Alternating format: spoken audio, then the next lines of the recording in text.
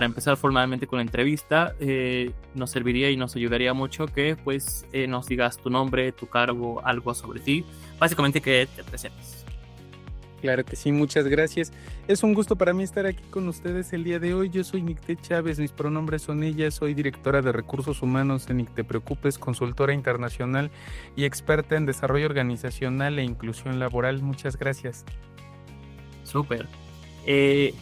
Para empezar la entrevista, desde tu experiencia liderando proyectos sobre inclusión laboral, ¿cuáles son los errores más comunes que cometen las empresas al intentar ser más inclusivas? Mira, yo siempre digo que el camino al infierno está lleno de muy buenas intenciones y creo que en eso versa la mayoría de los errores que ocurren al implementar una acción de diversidad e inclusión en las empresas. Que de repente todo el mundo quiere opinar y yo creo que deberíamos y yo pienso que a mí me hace sentido, yo vi una vez que... Y entonces de repente acciones que podrían tener un impacto muy duradero y de gran calibre dentro de la organización se pierden porque están malversadas o no están asesoradas por una postura experta, ¿no? Tan es así que me ha tocado, por ejemplo, cuando hablamos de inclusión de personas con discapacidad, que la gente piensa que basta con poner rampas en todas las oficinas de corporativo. Y yo constantemente les digo, es que ¿para qué quieres tener rampas? Y me dicen, es que queremos que vengan personas en silla de ruedas. Y le digo, pero es que tú podrás tener en tu edificio en Reforma todas las rampas que quieras, pero estás considerando cómo la persona va a llegar al centro de la Ciudad de México en Reforma si es usuaria de silla de ruedas. O sea, sabes que, por ejemplo, el Metrobús no les da servicio hasta antes de las 7 de la mañana que llegue el policía y les abre la rampa. Sabes el impacto que es andar en silla de ruedas en el metro, donde las rampitas para subir las escaleras luego no sirven. O así quiere empujado tu cuerpo, tu peso corporal por una vialidad que no tiene rampas para subirte a la banqueta. Entonces justo lo que yo les digo es, ¿y si mejor cambiamos el modelo de liderazgo para que gestionen equipos a distancia, que la gente pueda trabajar desde su casa? O sea, no hay mejor lugar y más seguro para una persona usuaria de silla de ruedas que su casa, ¿no? Entonces, desde esos cambios de paradigma, de repente, pues alguien dijo, ay, es que hay que hacerlo, ¿no? En otra ocasión, hablando de este tema, me decían, vamos a lanzar una estrategia de diversidad de la comunidad LGBTQ+, ¿no? Y de repente alguien dice, es que porque vamos a hablar de los gays, deberíamos de hablar de las personas que tienen discapacidad visual o auditiva, deberíamos de aprender braille. Yo les digo, ¿y para qué quieres tú aprender braille? Si tú sí sabes leer, tú tienes capacidad visual, pues a tus capacidades funcionan, digámoslo de esta manera. En el caso de una diversidad funcional de una persona con discapacidad visual es para quienes se utilizaría el braille. Le digo, ¿y si sabías que la gran mayoría de las personas con discapacidad visual no saben leer braille? Y me dicen, no sabía. Bueno, yo trabajé en una escuela de educación especial para jóvenes y niños en el Estado de México. Y eran aulas multigrado con jovencitos desde los 6 años hasta los 16. Tenías gente con movilidad limitada, con discapacidad visual, auditiva, autismo, infinidad, ¿no? Y entonces le decía yo al docente, oye, ¿y tienes materiales en braille? Y me dice, pues hay un libro por ahí, pero pues yo no lo sé leer y yo no les sé explicar. Y entonces, esos son los retos a los que te enfrentas, que pareciera ser que la gente piensa que cuando tienes una discapacidad, te aparece el chip de, ya no ves, pero tienes el chip de leer en braille. No funciona así. Y así cuando hablamos de la comunidad LGBT, por ejemplo, también, de repente vamos a hacer un evento donde hablemos de las dragas. Es que no toda la comunidad LGBT le gusta el drag, ¿no? O lo conoce. Es como una expresión, sí es muy importante, artística y relevante, pero no es que por ser LGBTQ+, seas draga o te guste el drag, ¿sabes? Entonces, estas cosas son prioritarias, que si bien de una buena intención nazca, mi recomendación siempre es acérquense con personas expertas que sepan de lo que hablan, ¿no? Porque también me ha tocado es el Pride, ¿no?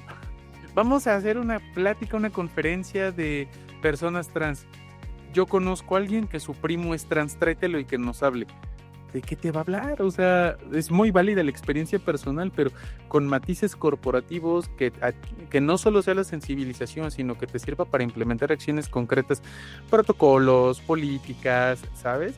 De repente se queda corto o sea, sí, pues sales de la plática y dices, pobre chavo, ¿no? Pues vive una vida bien difícil. Sí, pero no se trata de victimizar a la gente y de salir con la lagrimita de ay, pobre gente, sino más bien, ¿qué hago yo para sumarme corporativamente a que esto suceda?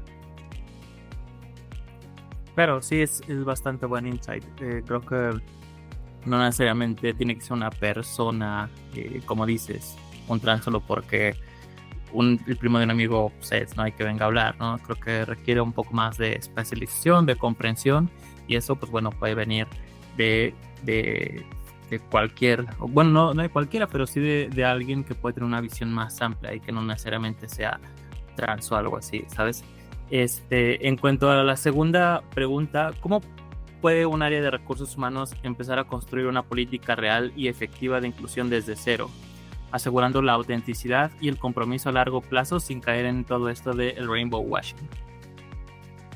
Mira, tener una política de diversidad e inclusión que funcione para una empresa tiene que considerar diferentes aspectos. Primero, en cuanto al margen de lo normativo, hoy en día en México, si bien en la Ley Federal del Trabajo no hay algo específico que nos hable sobre la inclusión de diferentes poblaciones subrepresentadas, sí tenemos, por ejemplo, la norma MX025 que te habla sobre el tema de equidad de género. Tenemos, por ejemplo, en la norma 035 el apartado que habla sobre tener políticas sobre la no discriminación en los entornos laborales y la promoción de entornos favorables. Entonces, hay varios elementos que nos pueden servir de background para poder arrancar con esta política. ¿Qué deberá considerar? Estoy convencida que una estrategia de diversidad e inclusión no puede ser según lo que yo creo, según lo que yo siento, y yo creo que lo que importa son las personas de mayores de 40 años. Oye, pero es que también falta incluir personas LGBT, falta incluir mujeres, falta incluir personas con discapacidad. Entonces, cuando hablamos de una política de inclusión y no discriminación en las empresas, deberás de considerar al menos estos 5 o 6 pilares que tendrán que ser el pilar de equidad de género, que tiene que hablar sobre la igualdad de oportunidades y crecimiento laboral para mujeres, el pilar de diversidad sexual, que tendrá que hablar de todas las prácticas que se promueven para incluir a las personas de la comunidad LGBTQ+, un pilar para las personas con diversidad funcional, que son todas aquellas que tienen una discapacidad visual, auditiva, cognitiva, neurodivergencias, un pilar para todas las personas, el pilar de diversidad generacional, personas mayores, por ejemplo, que después de 40 años, si tú no eres gerente o director de un área, es muy difícil que te vuelvan a contratar en una empresa. Pero también si eres muy joven y acabas de salir de la carrera, de repente es bien difícil que te den trabajo, ¿no? Acabas de trainee en 1, 2, 3 proyectos y nunca te logran dar la posición fija en una empresa, ¿no? Te la vives haciendo tus entrenamientos. Y un pilar más que tendría que ser el pilar de la diversidad social cultural, en donde hablemos de temas, por ejemplo, de clasismo, racismo. En México casi nadie quiere hablar de racismo, pero es un tema que nos acongoja. Tan es así que, pues, 8 de cada 10 directores y directoras en México son morenos claros o blancos, ¿no?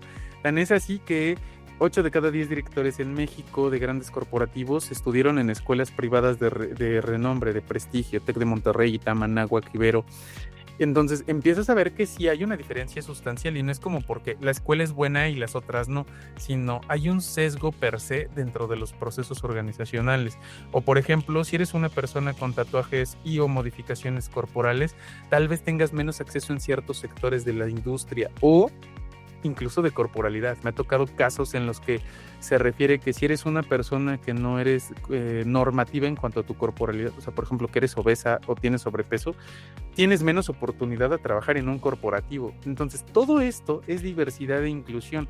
Quitarnos ese primer sesgo de diversidad e inclusión es hablar de LGBT, te abre todo el panorama. Eso es lo que deberá de considerar una política, que esos 5 o 6 pilares, dependiendo cada empresa cómo los quiera definir, y a partir de ahí acciones concretas de qué vamos a hacer con esta información.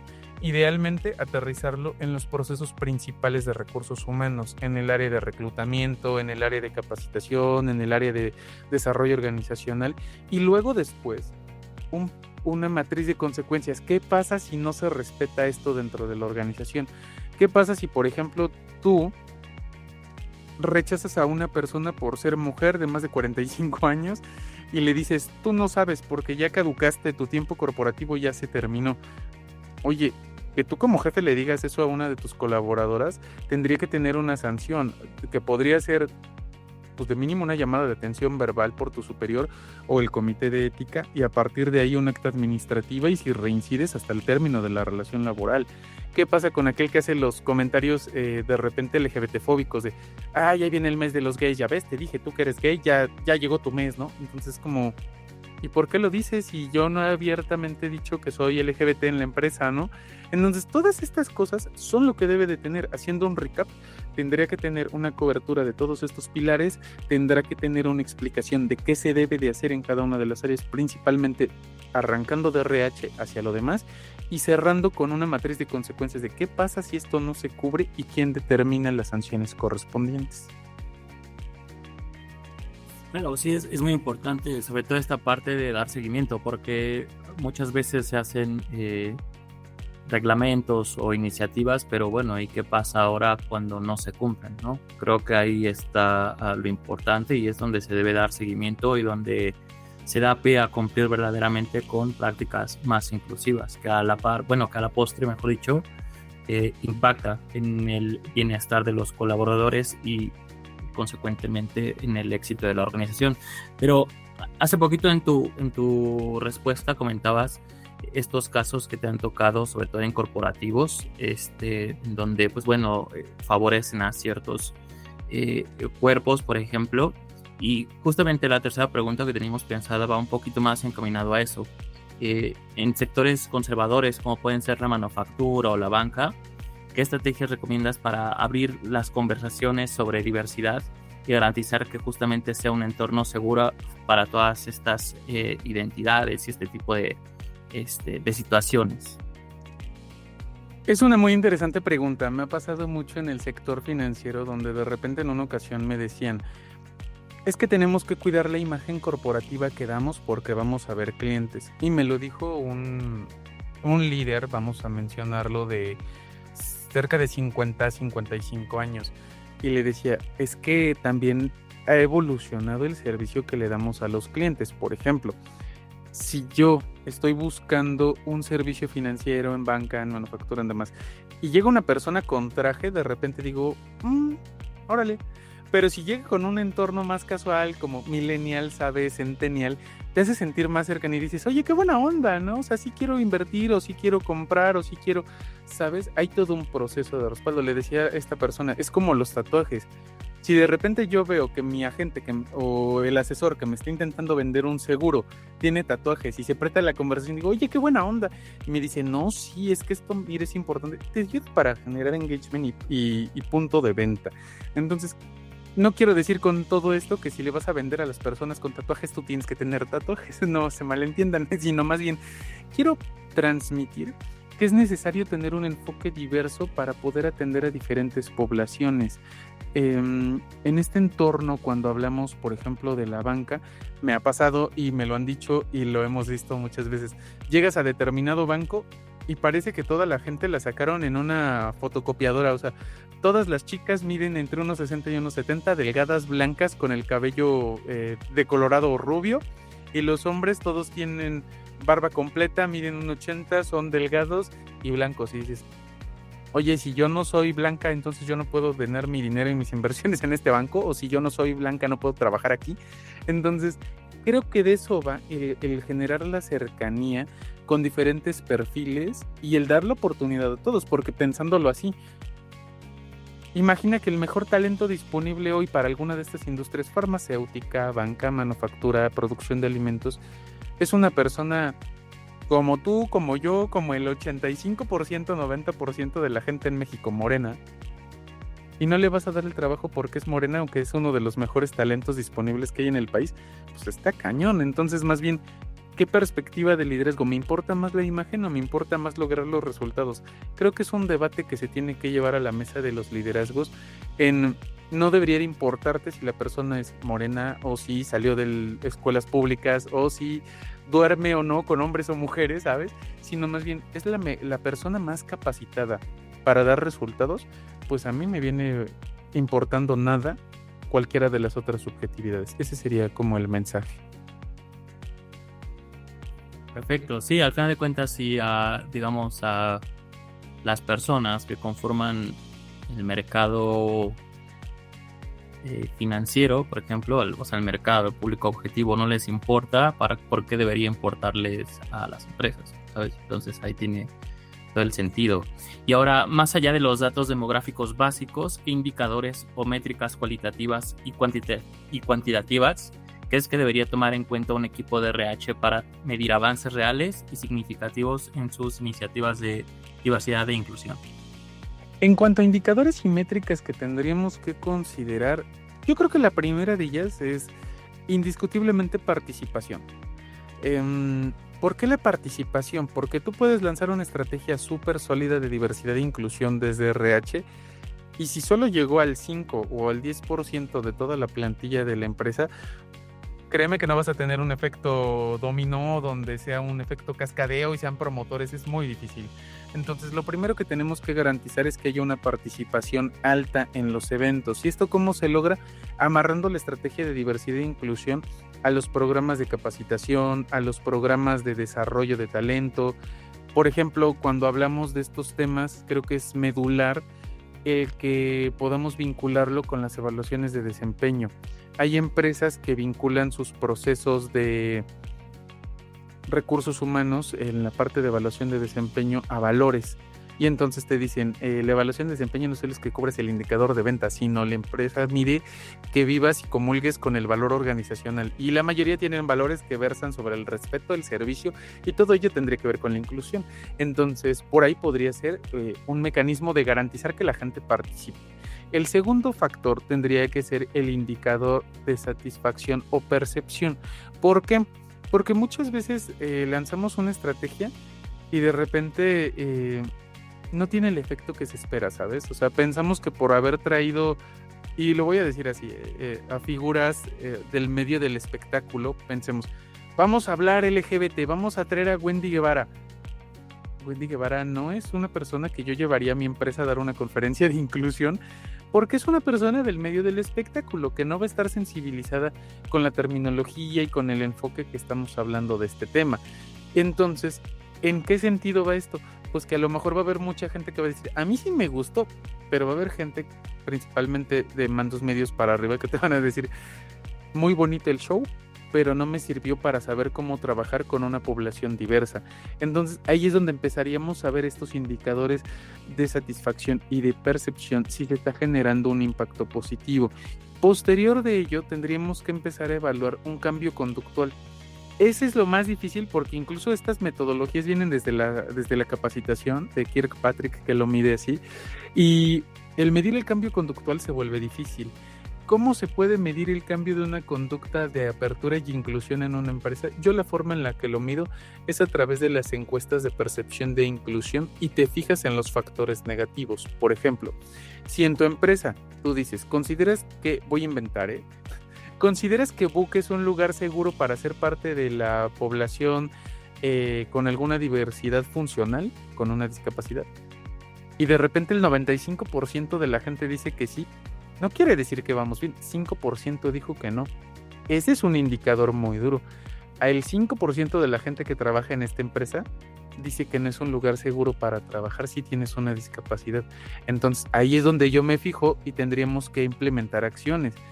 Lo mismo pasa si le preguntas en tema de equidad de género a las mujeres. ¿Consideras que esta empresa es un lugar donde hay igualdad de oportunidad de trabajo para hombres y mujeres? Y si el 5 o el 10% te dicen que no, quiere decir que entonces no estamos viendo la misma radiografía. Si te sale más de ese porcentaje, yo diría, hay algo que hacer, ¿no? Pero ¿qué pasa con la población LGBT, no? Yo siempre les digo, porque hay un factor que me llama mucho la atención y sobre todo hablamos de la población trans. El 1% de la población en México, en América Latina y en general, es gente trans, entre el 1 y el 2%. No hablo de cuotas laborales. Pero pensando en ese número, si en tu empresa hay 100 empleados, estadísticamente hay una persona trans. Si en tu empresa hay 1000 empleados, estadísticamente hay 10 personas trans. Y aquí viene la pregunta, ¿las hay? Si no las hay, quiere decir que probablemente tu empresa no es un lugar seguro para que la gente pueda emplearse siendo trans. O tal vez sí las hay. El problema es que no lo sienten un lugar seguro para salir del closet y decir, oye, yo soy una mujer trans o un hombre trans. Entonces, Fíjate cómo estos indicadores me van reflejando. ¿Qué pasa cuando más del 95%, 98% te dice que sí hay una satisfacción? Quiere decir que entonces lo que tú estás haciendo sí está generando un impacto positivo en la gente y que la gente se siente parte de la empresa con ese entorno de respeto y que sea un lugar favorable. Entonces esas serían algunas de las métricas que podríamos utilizar para identificar factores de inclusión en la empresa. Súper, sí, totalmente de acuerdo. Creo que mientras más completo sea ese análisis y mientras más preciso sea justo ese análisis, no tanto en las buenas cifras del 95%, sino en esas poquitas del 5%, ahí es la verdadera clave. Y entonces muchas empresas se agarran la cifra del 95% para justamente incurrir quizás en prácticas como lo que decíamos al inicio, ¿no? De rainbow washing, de pues sí, 9 de cada 10 están felices, pero ¿qué pasa con las otras pocas personas que hay, que son minorías? Y justamente se trata pues de visibilizarlo. Y hablando de visibilizar, ¿qué tan importante es visibilizar a las personas LGBT más dentro del liderazgo y cómo puede impulsarse su representación desde la estrategia de talento? Yo creo que es prioritario visibilizar el talento LGBTQ+ en las empresas. Y hay que tener mucho cuidado en ello porque otra vez entramos de repente en el sesgo, ¿no?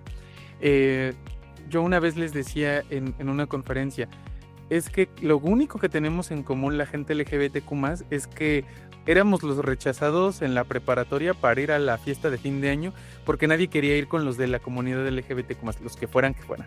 Pero de ahí en más no tenemos muchas cosas en común, porque es bien diferente la vivencia que tienen los hombres gays a la que tienen las mujeres lesbianas, a la que tienen las personas trans, las que tienen las personas intersexuales. Basta decir que, por ejemplo, hoy en América Latina hay muchos directores generales y directores de área que son abiertamente gay, y lo dicen.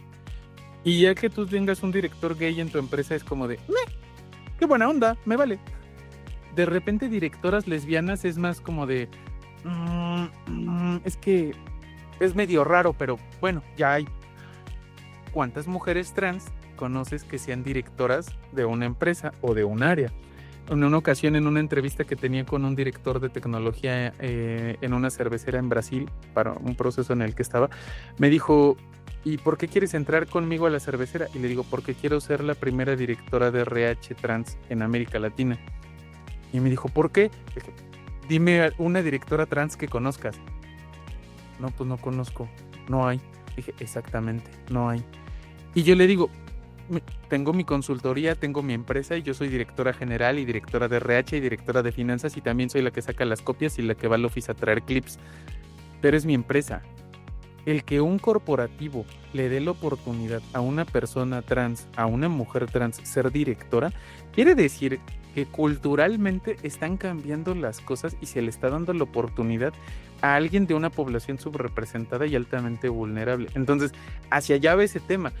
Hoy hay mucha visibilidad, sí, de las personas gay, de las mujeres lesbianas un poquito menos, de las personas trans no hay. Entonces, cuando reflejas que diferentes textos, diferentes investigaciones por Forbes, por El País, por Expansión, reflejan que en toda América Latina el 90% de las personas trans se encuentran en situación de desempleo o empleo informal, pues empiezas a ver que es sistémico y entonces te das cuenta que las condiciones materiales están determinando que sea muy complicado que una persona trans tenga un entorno corporativo. Incluso yo lo mencionaba, hoy hay muchas ferias de empleo para la comunidad LGBTQ+ impulsadas por gobierno y por organizaciones.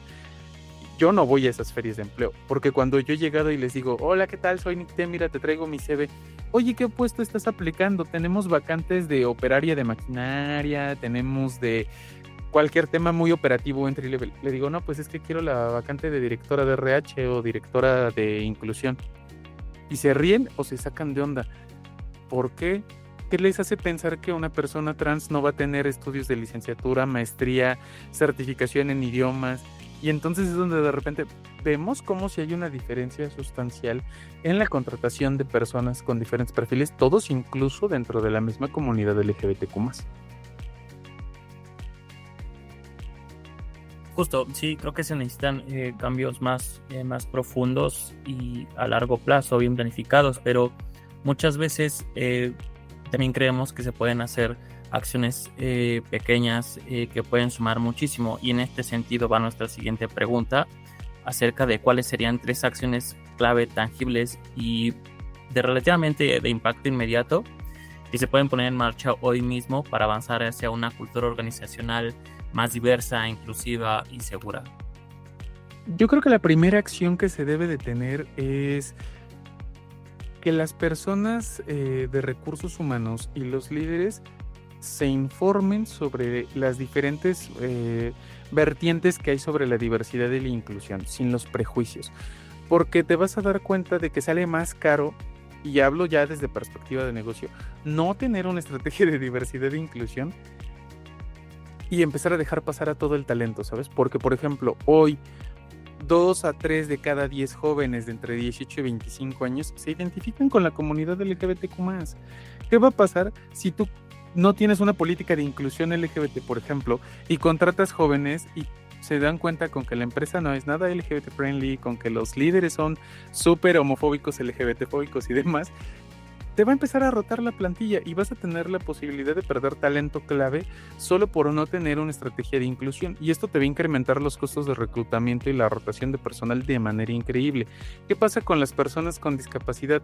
Dependiendo la discapacidad que tengan, es entre el 5 y el 7% de la población total de países como México.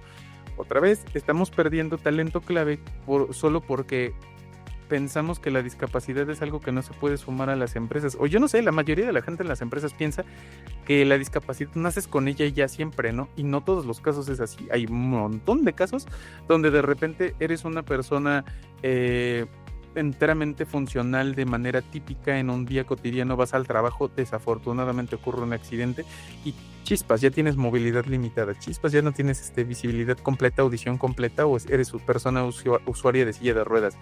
Entonces, hacia allá va el primer paso, acción concreta, quítense los sesgos, empiecen a aprender, empiecen a investigar sobre estos temas. Me preguntan, ¿dónde? No hay libros, no hay una bibliografía hoy actualizada donde vayas a la biblioteca y digas, ay, o vayas a la librería y digas, oye, porro, véndeme un libro sobre esto. Casi no lo hay. ¿Dónde se está creando el contenido? Se está creando en las redes, en LinkedIn está hablándose muy fuerte sobre temas de inclusión laboral. Y particularmente, por ejemplo, yo tengo más de 40 artículos publicados en diferentes revistas donde hablamos de estrategias de inclusión para diferentes personas. Segunda acción, necesitan sensibilizar a los líderes de por qué esto es una opción de negocio. Particularmente hablando, comunidad LGBTQ+, lo han dicho diferentes investigadores, lo han dicho periódicos como El País, como El Financiero, como El Economista. Si fuéramos una sola economía, seríamos la 5ª economía más grande del mundo. ¿Vas a dejar de venderle a la 5ª economía más grande del mundo solo porque tu director es homofóbico? Rayos, no sé si sea muy inteligente, pero al menos yo, Nicté, con mi negocio, pues si me dicen que le voy a dar cursos a musulmanes o a judíos o a personas morenas o rubias, no tengo problema, yo les vendo. Entonces, pues no sé por qué debería de cambiar la directriz si eres un líder de un corporativo de gran nivel, ¿no? Entonces sería sensibilizar a los líderes que un factor fundamental para el negocio es atender a toda tu población, a todos tus clientes. Y el tercero de los factores que yo considero que sería medular en este ejercicio es empezar a generar acciones de visibilidad en tu empresa. Hay gente que dice, es que yo no tengo presupuesto, no tengo dinero, no hay un área de diversidad e inclusión en mi empresa. Lo pueden hacer desde RH, desde el área de capacitación, desde comunicación. Empieza a involucrarte. De repente, oye, estamos en el mes del orgullo LGBT. Búscate una efeméride. Revisa puntualmente, que no vayas a decir nada inadecuado, pero lanza un comunicado de por qué debemos de respetar los pronombres de la gente. Oye, estamos en el mes de las personas con discapacidad.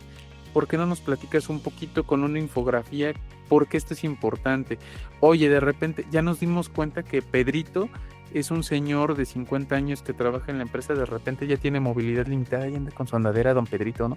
Y si lo entrevistamos en la comunicación interna y lanzamos la entrevista para que sepan de Pedrito, todas estas son acciones concretas que pueden empezar a hacer desde ya y no les generan costo presupuestal, o sea, no hay un déficit en ello. Entonces, ya de ahí, pues bueno, si empiezan a tener presupuesto, pues quede mejor, ¿no? Pero pueden empezar hasta con grupos de afinidad. Oigan, vamos a hacer el grupo de afinidad de las personas LGBT o el de mujeres. Y este mes vamos a hacer lectura comentada sobre este libro y la aplicación en la empresa, cómo se puede ver. Hay infinidad de cosas que se pueden hacer. Vamos a hablar de un podcast, vamos a hablar vimos una entrevista que le hicieron a Nicté, a ver, vamos a tomar ideas de lo que dijeron, ¿no? ¿Sabes? O sea, puede haber mucho que se puede aplicar ya desde este momento en las empresas. Sí, totalmente de acuerdo. De hecho, creo que las empresas tienen hoy en día más recursos y herramientas para aplicar o implementar estrategias o iniciativas de forma más frugal. ¿Qué quiero decir con esto? De forma en que pueden tener un impacto muy grande con la menor cantidad de recursos posibles. Y una de esas herramientas me parece que puede llegar a ser, o que ya es demasiado importante hoy en día, es la inteligencia artificial.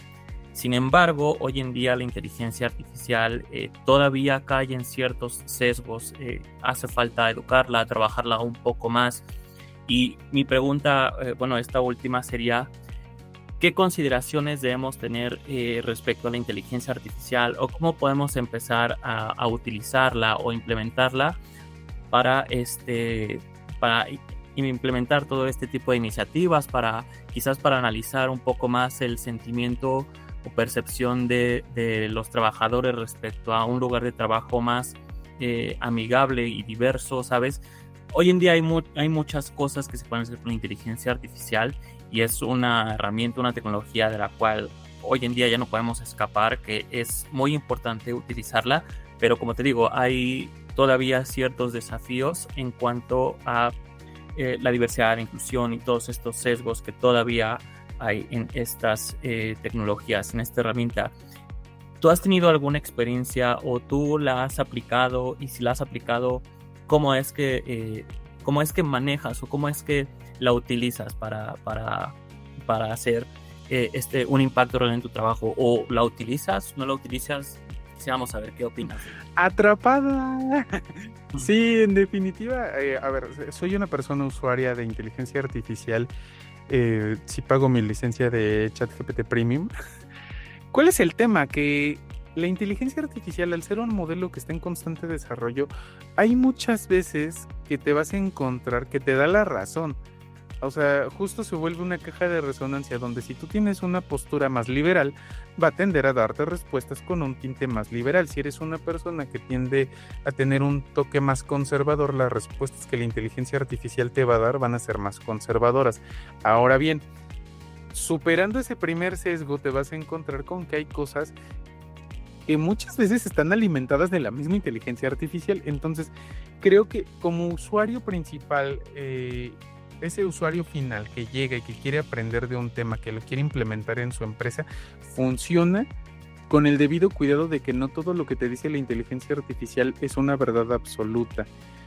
Hoy en día hay mucha gente que está creando contenido, está escribiendo libros, está escribiendo posts a través de inteligencia artificial.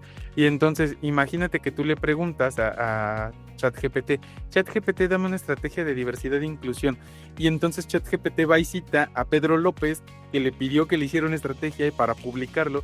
Y entonces la misma inteligencia artificial se está citando a sí misma sin tener un impacto profundo en la revisión de si esto sirve, si se ha aplicado, si tiene un impacto. Entonces yo siempre sugiero con mucho cuidado, que te sirva para darte una idea y de ahí contrasta con personas reales que sí lo hayan llevado a la práctica, que lo hayan aplicado. Porque yo me he encontrado que de repente le pides cosas y te sale con unas subjetividades bien interesantes. Entonces, o cosas que yo le digo, no es cierto, esto no es así, ¿no? La otra vez le pedí, a ver, ayúdame a hacer un instrumento que pueda medir esto y estas características, y de repente me arrojó unos resultados medio random y dije, en una distribución normal esto no pasa, o sea, en la vida real estos resultados no los está generando. Entonces creo que es tener todavía mucho cuidado, mesura. Es como cuando vas a una biblioteca y quieres consultar un texto de algo y tienes que tener criterio de decir si sirve, no sirve, o sea, como discernir qué de ahí te hace sentido, porque no por el hecho de que esté publicado un libro quiere decir que es un documento altamente confiable. O sea, hay muchos libros que son literatura fácil, que son, vamos, no un elemento que sume a tu desarrollo profesional. Entonces creo que en la misma medida tenemos que trabajar con la inteligencia artificial. Exacto, sí, como lo planteas, es todavía un reto y todavía hay que aprender a utilizar estas herramientas, y creo que lo más importante, y creo que destaca de lo que nos comentas, es la aproximación humana, ¿sabes? Acercarse con personas reales, aprender de sus experiencias, escuchar de ellas, pues creo que es creo que es la clave de todo esto para no llegar a ser dependientes totalmente de la tecnología, y no solo con la inteligencia artificial, sino con cualquier otra, ¿sabes? El factor humano siempre va a ser lo más importante, por ejemplo, en estas instancias como la entrevista. Y nada, creo que de aquí hemos obtenido insights muy interesantes, consejos muy puntuales, muy prácticos, y sobre todo ese factor que puede hacer una gran diferencia para las empresas respecto a iniciativas de diversidad e inclusión sin incurrir en lo que está de moda, o sin incluir en lo básico de traer a Wendy Guevara a una conferencia. Entonces creo que es una instancia muy importante y queríamos agradecerte mucho por tu tiempo, tu espacio, tu disposición. Y antes de terminar la entrevista, quisiera preguntarte si tienes algo que agregar, si hay un tema que no discutimos, no abordamos en esta plática, que quisieras comentar en el espacio. No, para nada, pues sobre todo agradecer a Book, agradecer a todo el staff que está desarrollando esta estrategia de contenido y dar la oportunidad de visibilizar la importancia de la inclusión en las empresas. Creo que eso es medular, sobre todo en estos tiempos de reciente cambio que ha habido en el posicionamiento de las empresas. Creo que seguir hablando de esto nos permite mantener un enfoque humano, un enfoque centrado en la gente, bien decías, en el que nos demos cuenta que el talento de las personas es más grande cuando pueden ser ellas mismas.